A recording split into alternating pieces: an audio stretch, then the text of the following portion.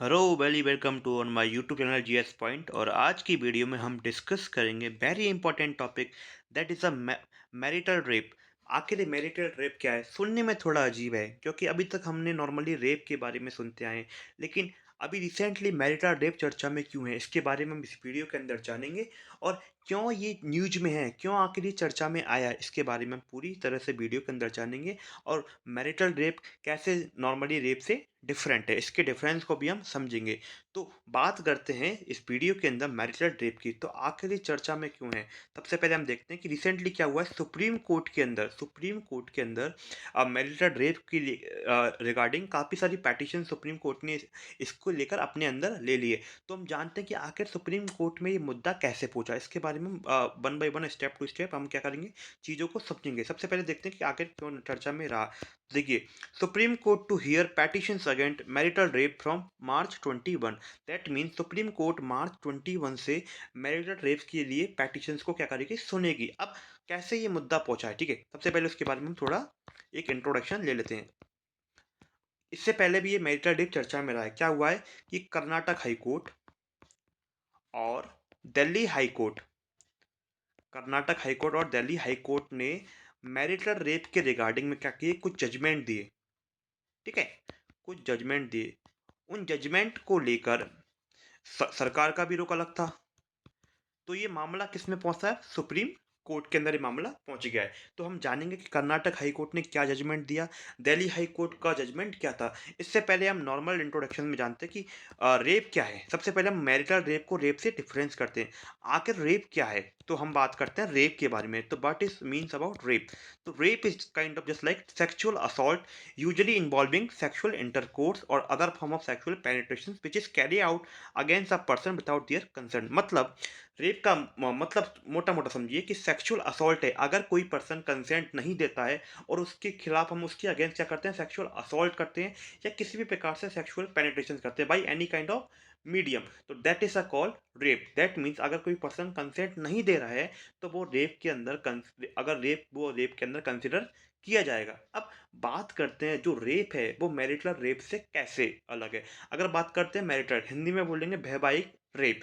इसका मतलब जो कपल्स हैं वो एक शादीशुदा कपल्स है।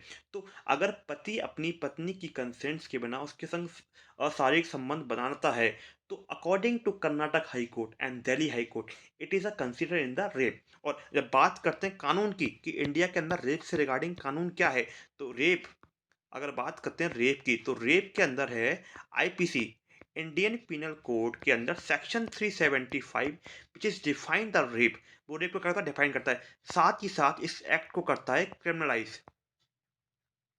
मतलब वो एक अपराध है, कानूनी अपराध है। कैसा अपराध है, क्रिमिनल अपराध है। इसका मतलब सजा का प्रावधान है।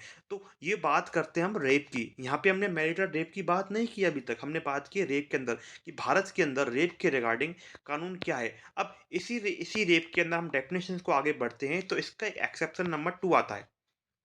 एक्सेप्शन नंबर 2 मतलब इसके अंदर कुछ क्या कर दिया है, अब बात कर दिया है। उस अब बात के अंदर क्या दिया है कि रेप की डेफिनेशंस के अंदर जो मैरिटल रेप है जिसके बारे में बात कर रहे हैं उसको क्या किया है, छूट दिया गया है।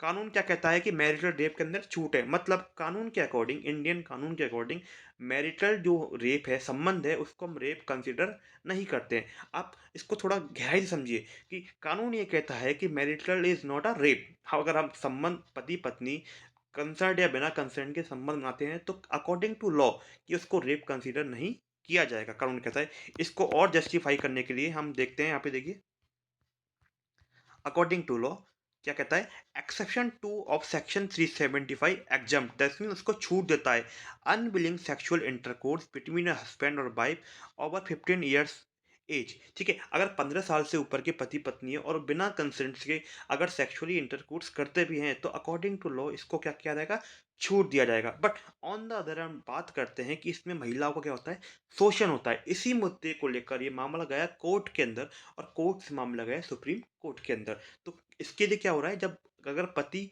विदाउट पत्नी की कंसेंट के सेक्सुअल इंटरकोर्स करता है, शारीरिक संबंध बनाता है, तो उसके अंदर महिला को क्या हो रहा है, शोषण हो रहा है। तो according to law article 14 which says right to equality, मतलब सबको समानता का अधिकार है, तो उसमें महिला को क्या होता है, शोषण होता है, महिलाओं के संग वॉयलेंस की जाती है, डोमेस्टिक वॉयलेंस होती है।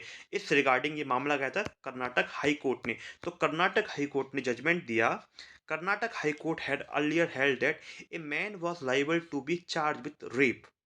कर्नाटक हाई कोर्ट ने साफ-साफ कह दिया कि उस मैन को रेप का क्या लगेगा, चार्ज लगेगा under the IPC if he had forcible sex with his wife. इसका मतलब कर्नाटक हाई कोर्ट ने साफ एंड क्लियर स्टेटमेंट दे दिया, अगर एक पति अपनी पत्नी के संग फोर्सिबल सेक्स करता है तो अंडर द आईपीसी उसको रेप कंसीडर किया जाना चाहिए। सिमिलरली दिल्ली हाई कोर्ट के अंदर भी एक ऐसी ही जजमेंट आई थी। तो दिल्ली हाई कोर्ट ने बोला जो आईपीसी सेक्शन 375 जो कि रेप को डिफाइन करती है और इसका एक जो अपवाद नंबर 2 है जो कि क्या करता है, मैरिटल रेप को छूट देता है, तो इसको तुरंत प्रभाव से इसको खत्म कर देना चाहिए और मैरिटल रेप को क्या करना चाहिए, कंसीडर किया जाना चाहिए। तो इन सब मुद्दे को लेकर जो सरकार का रुख था वो थोड़ा इंडिफरेंट था। सरकार का मानना था कि marriage is like a institution, वो हमारे भारत की एक संस्कृति है, उसको हम इस प्रकार से रेप कंसीडर नहीं कर सकते। तो अभी मुद्दा ये है कि सुप्रीम कोर्ट ने क्या किया है, सरकार से बोला है कि आप अपनी जो भी अपने रिस्पॉन्स है उसको हमें 15 फरवरी से पहले उसको हमें सबमिट करा दो। उसके बाद देन वी डिसाइड, उसको हम डिसाइड करेंगे कि आखिर फाइनल उसका वर्डिक्ट क्या होगा। तो ये जानना हमें, अपडेट रहना बहुत ज़रूरी है कि सुप्रीम कोर्ट इस मुद्दे पर 21 मार्च से क्या पड़ेगी, इसकी 21 मार्च से इसकी सुनवाई करेगी। तो इसलिए हमें ये सोशल इशू है तो जानना बहुत ज़रूरी है। अगर आप वीडियो आपको पसंद आए तो वीडियो को लाइक कीजिए और इसकी अपडेट जब भी इसका अपडेट आएगा उसके बाद हम नेक्स्ट वीडियो इसके अंदर बनाएंगे। तो वीडियो को लाइक कीजिए और चैनल को अगर सब्सक्राइब नहीं किया है तो सब्सक्राइब कीजिए। Thank you.